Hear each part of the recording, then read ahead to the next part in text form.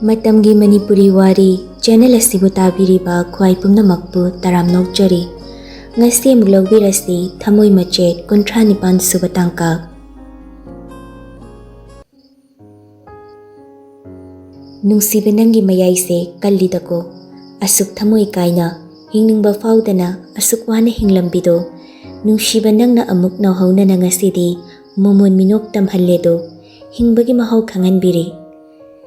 Kayada mayay kallibano nungsiba nangi naguse masina oiramba tai tingkhang amana yurabadi tingkhang amana handuu hainaribasi.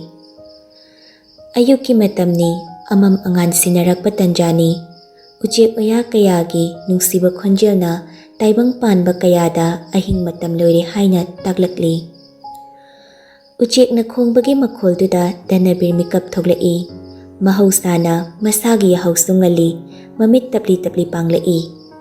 Nahan makai oirabadi phone hana yenglamgadabani adubu ngasidi magi nakanda isisina mondagi mangaktu kitang chatharaklaga tumlibiduda nungsina yengli. Maithong de nukmi tawrai mamaida samna kharana khumsilibadu tapna lauthok piraga narum de yapsenbi nirlima masado khaziklenglai danabir machinda tapna soli. Tumo aina tumbada mu yetpirene. Nungsina munna yengduna lei.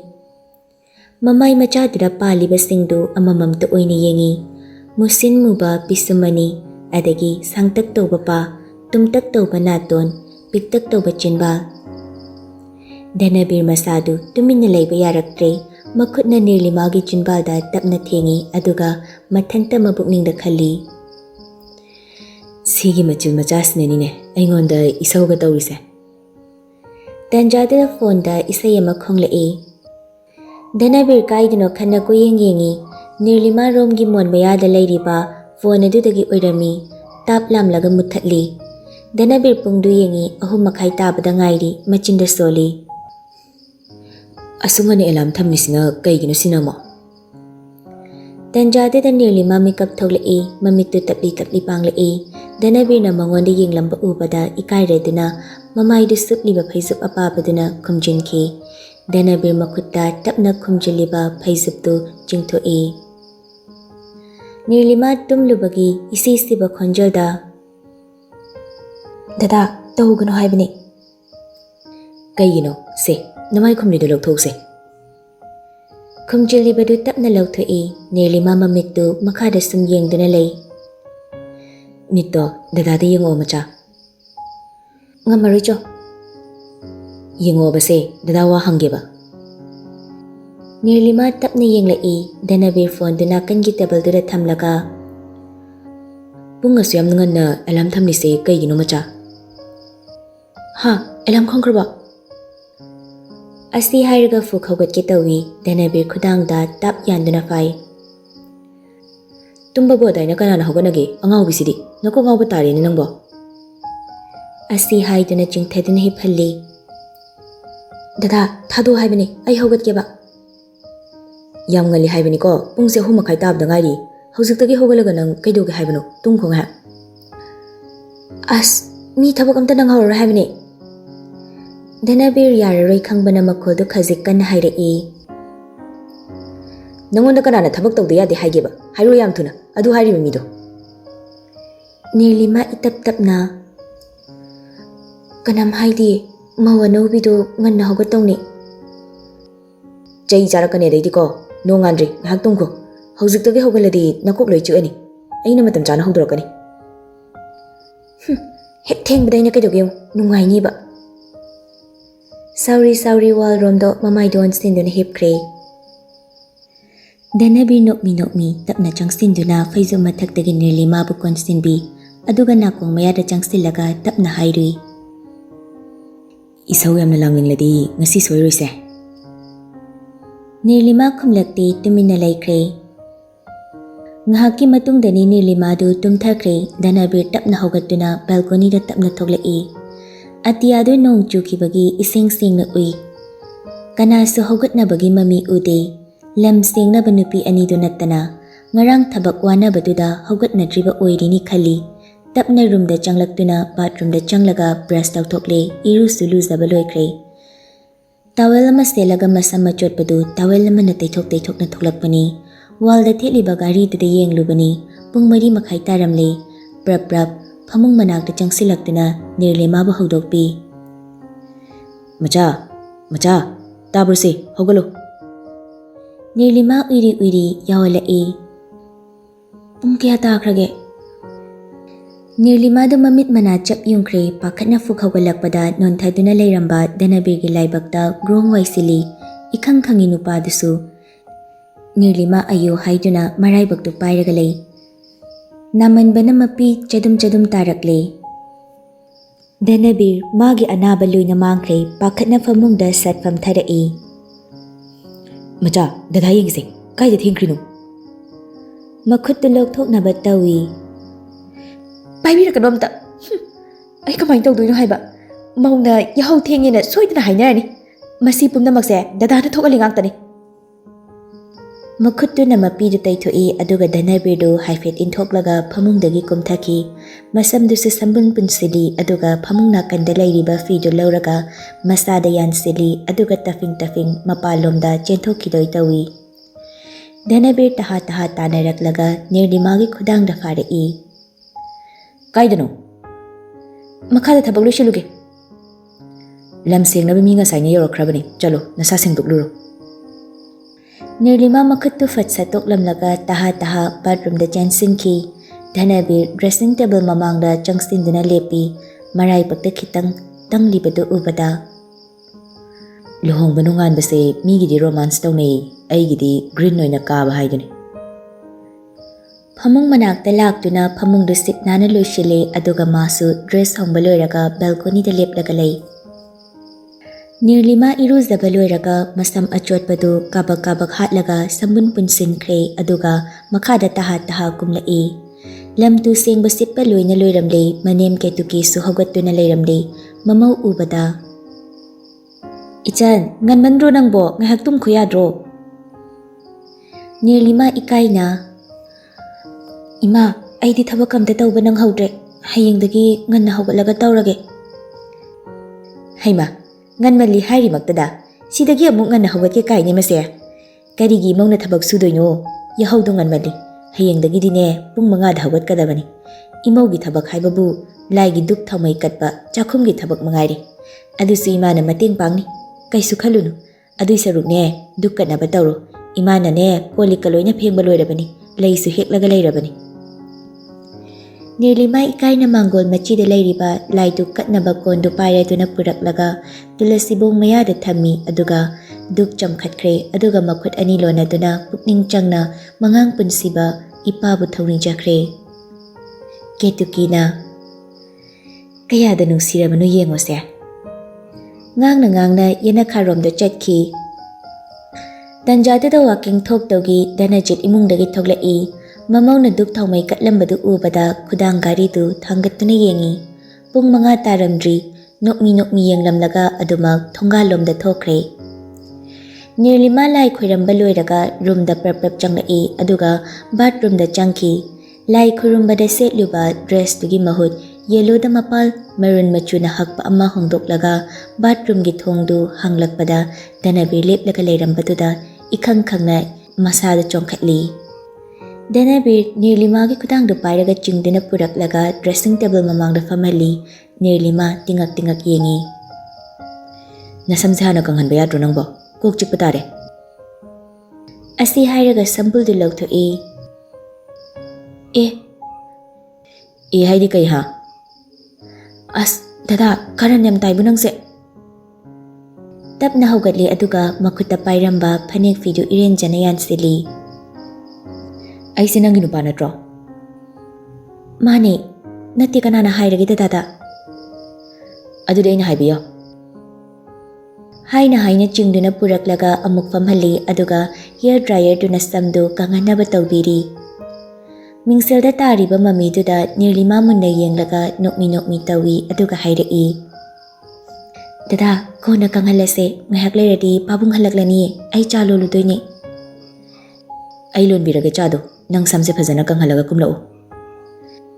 ड्रायरदु निर्लिमागी खुट्टा पाइहली अदुगा मखादा कुमथाख्रे निर्लिमा नोकमी मसमदु ड्रायरदुना कंगहन्नबा होटनारी सोमदना mama केतुकी kitchen चंगलकपनी मचानुपा लेरंबा उबदा Bunga इमौदी इमा मथक्ता लेहौबनी करिनो बुंगो नंगना ग्यासतुदा थांगलिबो चानी इमा केतुकी नोकमी तौना होय होय तौरो नोकमी तौना दुमक थोख्रे नेहाक लेरगा निर्लिमासु चंगलई दादा आई तौरगे यारनिये हाइना Danbir मनाक्ता चंगसिली Danbir ममाइदु लैथोरकपनी ममित कुप्ता तुमिना येंगदुना लैख्रे ngasai mana sam kanghallamba matangdudadi kaisum ke hodabani haujikti chinbaldu ngangli tawramli laibakta malim leisa mittana eyeliner parapna yekli mapung pharabi mawa mamankhre dada chini hapkrabo sibo asi hairaga cha thangkaliba konduri yengi danabir gyan tarai hapkrabani kaidorage dada Kestodi tapna chingduna nupidugi khwangda makut ani changna konsili as dada hando makut lokthokna bahot nei dana bir nokmi tapna thadoraklaga thokre Christy sofat kitchen da paisila e inama kai khupajano side aidi pung aw ngawre da torise ketukina thoi iruzarabo nangbo Ludri ma Phat lu thok lu ra chalo nana mama thana ta hon ganu nong si yaushilu Hoi ma nipi nang agle ramo ai phat lu zarake Taha kitchen da ke chen thoki Ichan nangi cha do bulo rabo Hoi ma lore Nang babunga king halak khrabani cha do hairaga ne piruna ba tawro aduga ne mapalda naw bo hoisuli hobani cha do kap mari manga hairaga putho ko Ima chana badi semdriye Nang babung di chadang thakpani kaisu charoi Nang dadaga nachalga dine yerumga bread ka chabani Yerum duna adugi mathaki rek tu da laibani Naw bohisu kaisu sadabani Chado tutang piruro Ima ne mapalda kai kai awat apamte yung siluge ko Asi hairam laga thokre Hoi ma Rektagi yerum dalok tharaga kona mada haplaga futnaba gas ta thangat laga thamkre aduga chadu kap manga taruk hairaga mapada puduna thoglai Danajit walking halak laga khabar paduna famlami mango gi sofa duda Nirlima fidu khazik chingkhat laga makok ta kupsili aduga chadu makudepi Babong cha Kadai Chadu sip ama chingduna thai Onthokna hawkreda ngasigi cha sidia hawkre Ketuki imungdagi thoglai aduga hairai Hawtradi kaido ketuki agi imongni dana dubudia Ichan ima su cha do sido ina thogawrage nang babunga ngahak leiradine mi mayam laknagi hairani aduna ne nang sune nachalga tawraga kari no chaba yaba chasiluko Maithomda nokmi tawna mangak nomi hoi haibagum Nirlima chadu manimgi sumapi aduga sumangda potlo shileba nauba thoiba aduga nupani dugi manakta laklaga Nauba cha thakse Nauba nokmi Hoi ite macha Pairamba potu thamlaga Nirlima gi khutagi plate tu lawi Tema plate si ay adum pusilak lagi ko na Nirlima hoi haibagum na mangak nomlam laga imungda changki Changkriba mamawda yenglaga thanachitna Aigi mose onthokna su phajai ko Nacha nupa du hogatribana ne hojikpho udabasibo Hogakrabani magi kada leramgani Phare ado horen mawgi mapamgi mi lakpagi do kari tawninge haibado imawda hanglaga tawko Hoi moi babu Luhongba lakhawdabasing potyeng piba misu lakpa haunare Mau yengi haiduna kauthok laga yeng basu yauri aduga imungda changlaktuna yeng basu yauri laikai ki ahal lamana Ketukia nangi na mausidi onthok na phajakre de yeng bada angang di mali inaw na uyeme nangbo Iche aigi mauna bu phajadi haibri che Hoi, angangbudi khara adu oiri. Phajakre, onthokna phajakre. Adu ibema chak thonglabro nangbo kari insang thongdore. Nirlimana chak di loire insang di thongdriye mabo. Onthokna nungsikre dako mingong na marola ma phajariba. Ketuki namo Ichan insang do nga oina tawrasi bungogi mamanaba singsu sida chak chadoini. Adu iche mapal doina phamlurasi do. Nga do ay angang sing le helurage tawro nangi tawgadaba. Wa kharasi hairam laka lekai gi ahal duga punna thokminaki tanja chana Christy su changla e. Inama ay kay tawrauge. Christy yam hainadi nang inama korokpase. Danabir fat phauzilaktuna hainadi na kaude yaribo.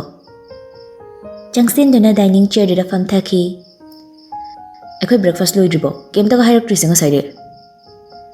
Ani do amana amada fat yengnay. Christina breakfast chanaba yerum bread kadu plate amada haplaga puthorai aduga masu mabungi manakta famtharai. Nirlimana cha cup ani puraklaga table duda thamlami aduga kitchen da chaiba singdu loisilaga lei. Macha nangdi breakfast aroidro haise. Dada ai kona charage dada hoi dum chathokpiro.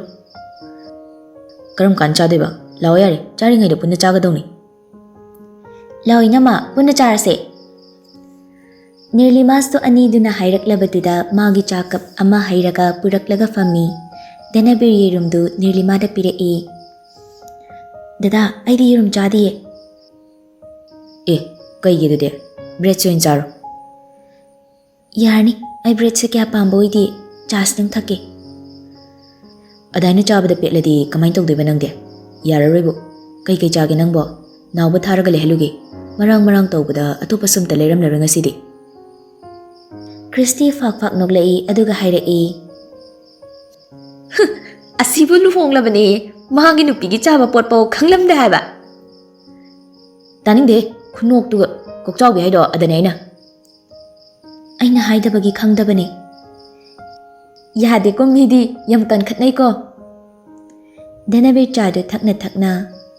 Sine nungsinaba haido nang khangdro aise. Aya kaino dada yam hainadiye. Danabir chadu thakpa loiraga mapalom da thokre chairiba singdu Christina loisinkre Nirlimana chak thagatpa hokre. Danabir fat amuk changlaklaga.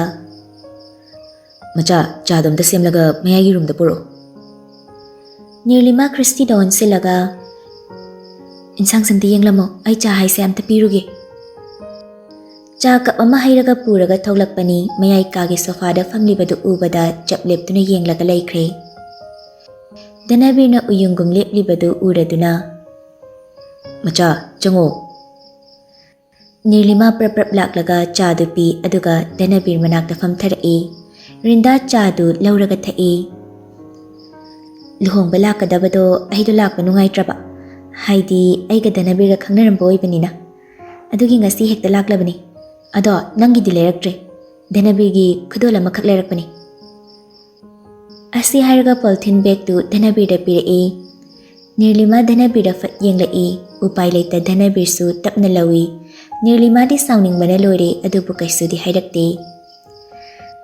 Adudi ay muk chalugige chasu yam haukre. Hoi. Rinda ike sinaraga. Thindok larage hairo.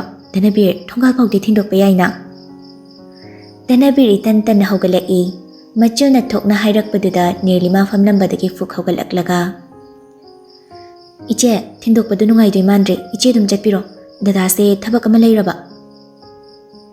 Danabir gi khudang du ta pairaga soro chingduna mogi ka tamna kakhatki. Rinda mamit tu paini yenglami aduga dum chatkre. Rum yobaga pairamba khuttu fathadoi. Macha kaino toriduba mina kaini haina khalamdaino nang sidiba.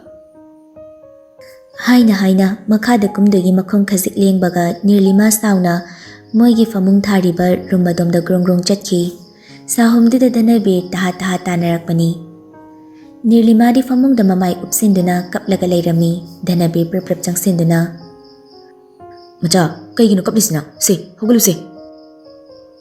Nupidu chingkhatuna famali Nirlima Dhanabirna pairiba polythene uraki sauna makuttagi mullaga laktana hekta langki Dhanabiri khangkhangi tawrakliba matawduda Nirlima kakngang tawduna Kayam pamgiba adugi nupidu yam pamladi ma oina lawba kaidoge ai kaigi lawramnino nupiduna piramba potka adum pairaga lermine ayumda yam thuna thilo Mabukning nungsiba henmanbana makol thokna kapthorakle Dhanabirsu ingaw ngawna machilda tapna soli Ina kamaina si imuk pairamlino tawrishibo Ima hoi loi taba tarimi to haimni nangbo Mangaktu thangatlaga thonglomda yengi tanjatuda mama ketugi praprap changlai Dhanabirdi mama changlakpadagi famlambadu kitang handoklaga leplaga lei Hey karigino imawna kaplibo imada hayuse